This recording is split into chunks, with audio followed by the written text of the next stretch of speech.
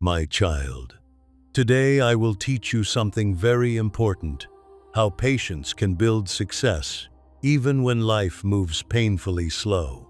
Many people give up not because their dream is impossible, but because the results take longer than they expected.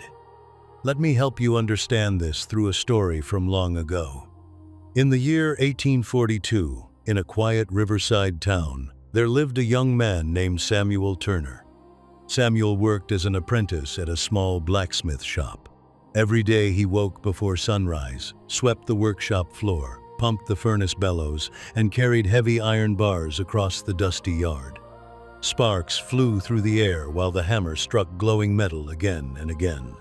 But Samuel was not the master.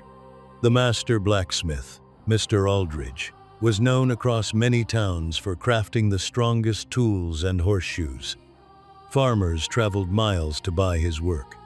Samuel admired him deeply. One day Samuel asked, "Master Aldridge, how long did it take you to become this skilled?" The old blacksmith smiled slightly and replied, "Longer than most young men are willing to wait." Samuel believed that if he worked for a year or two, he would master the craft. But weeks turned into months, and months into years. He was still doing basic work, heating metal, preparing tools, cleaning the shop. Sometimes travelers would ask for the master, ignoring Samuel completely. Slowly, frustration grew inside him. "My progress is too slow," he thought. "Maybe I should leave and find something easier." My child, many people leave the path not because it is wrong, but because it is long. One winter evening, Samuel watched his master shape a perfect horseshoe. The metal glowed bright orange as the hammer struck with calm precision. Every movement looked effortless. Samuel finally asked, "How do you know exactly where to strike?" The old blacksmith handed him the hammer. "Because I have struck the metal 10,000 times before." That answer stayed in Samuel's mind. He realized something important. Skill was not magic. It was repetition. From that day forward, Samuel stopped worrying about speed.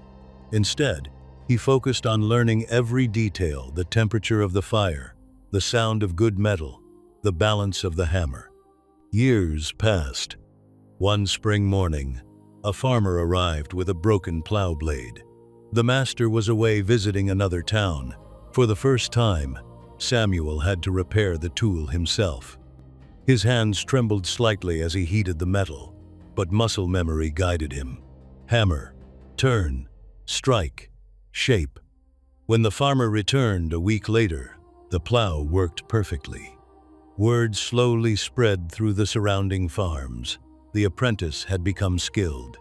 Many years later, Samuel Turner owned the same workshop.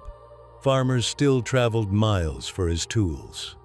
And sometimes a young apprentice would ask him the same question he once asked.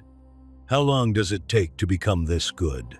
Samuel would simply say, "Longer than most people are willing to wait." Now listen carefully, my child. In this fast world, many people expect quick success. But the greatest skills, the strongest reputations, and the deepest knowledge are built slowly. Patience is not weakness. Patience is preparation. If your progress feels slow, do not lose faith. Every small effort is shaping your mastery. Because one day, someone will look at your work and think it was easy, never knowing how many thousands of strikes it took to shape it.